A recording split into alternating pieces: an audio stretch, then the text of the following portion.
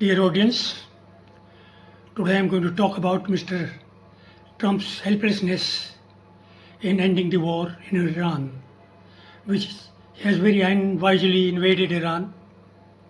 He thought of destroying Iran's complete nuclear arsenal and degrading their fighting potential in one go. He also mistook them as Mr. Putin of Russia had done it with Ukraine. He thought he would get a walkover in Ukraine in 2 days. And he started this in 22, now it's 26. 4 years gone. So is going to happen here with Mr. Trump in Iran. He did carry out his well-tried strategy of eliminating the top leadership of Iran, thereby expecting Iran to collapse, but didn't, because Iran has been studying for the last 20 years this mischievous activities of US. He was apprehensive, Iran was apprehensive of all this.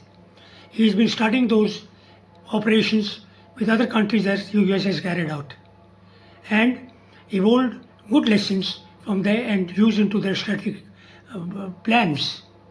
Aim was not of Iranians to defeat Americans, but it was to undo the mischiefs which they have now done with Iran. Now, Iran's one of the strategies was to bleed the enemy economically, which they have done here. They are using very cheap weapons, missiles, drones, as against America's THAAD and Israel's Iron Domes. And they are doing it very well. And their weaponry are hidden well underground in the mountains. Despite the absolute air superiority of the Americans, they have not been able to destroy those. They are available still in mass number, a big number. Well, the Pakistanis have been trying to bridge this gap to resolve this issue, to help Americans to end the war. But it has not worked, because the conditions laid by both the sides are not acceptable by either. The Americans want Iran to give an undertaking that they are not going to develop a bomb, nuclear bomb, and that all enriched uranium they are going to hand over to Americans and stop their proxies from creating problem all over, which is not acceptable to Iranians. They've said no. And so is the other side. The Iranians feeling that the Americans should leave the complete bases in the Middle East, 80 of them, and go away permanently. But that is not acceptable to Americans, nor is it acceptable to Middle East. Those countries use the bases as a protection against Iran and other countries as safeguard, and they don't want to go there, don't want US to leave these. Also, the Americans' economy will also suffer because of petrodollar. The oil transaction in these countries is in the US dollar. So Americans will never do this. So now the Americans have only the way out to solve the Hormuz Straits problem, which is put economy of the world in spin. They are now thinking to send troops to one of the islands there. There is Karg Island, which is close to the strait.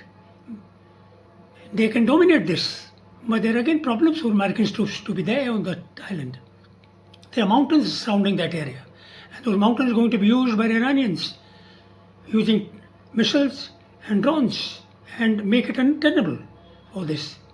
Besides, the biggest issue is this island is part of Iran, so they will amount to occupation of a country, which Americans would never want it. Americans' military hierarchy has already carried out wargaming of sending troops to Iran, a very inhospitable country. A terrain is very difficult. The US troops are used to sophistication condition fightings, but the conditions here are mountains, deserts, and areas much larger than what they had in Iraq. So they have refused. They won't like to indulge into the ground operations in Iran. So there's another problem with Mr. Trump. Now, seeing the helplessness of Mr. President Trump, their allies like Japan and South Korea are also feeling apprehensive of their support against China. Mr. Trump in a fix. He doesn't know how to withdraw from here. And the proxies Iranian proxies have been creating problems.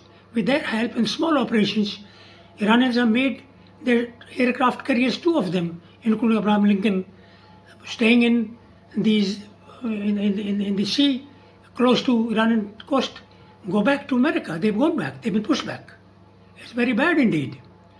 Now, the Mr. Trump, or the US for the matter, in a habit of putting finger in all the affairs in the world over, just to keep the domination. Mr. Trump, it's the time for you to forget about the domination, use your wisdom, rather look for cooperation for the interest of world peace. That'll be good for the entire world. Thank you.